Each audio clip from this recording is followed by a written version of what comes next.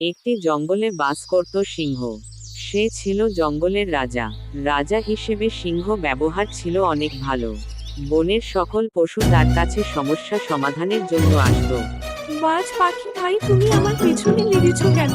আজ 2 দিন হলো আমি কিছু খেতে পারিনি, তাই এখন তোকে খাবো।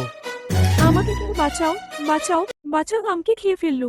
এদিকে বাজ পাখি আর টিয়া উড়তে উড়তে সিংহ সামনে এসে পড়ে। তখন সিংহ বলল, কি হে টিয়া, তুমি এত দৌড়েতেছ কেন?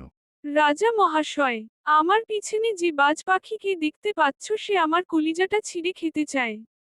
তখন সিংহ বাজ পাখিকে বলল, কি রে বাজ পাখি, তুই টিয়াকে কেন খাইতে চাস? আজ 2 দিন হলো আমি কিছু খাইনি, তাই আমি টিয়াকে ধরে তার কলিজাটা খাবো। তখন সিংহ ভাবল সমস্যা কারো চাইতে কারো কম না। তখন সিংহ বলল, আমার গুহাতে খাবার আছে, তুমি খাবারটা খাও আর তোমার ক্ষুধা নিবারণ করো।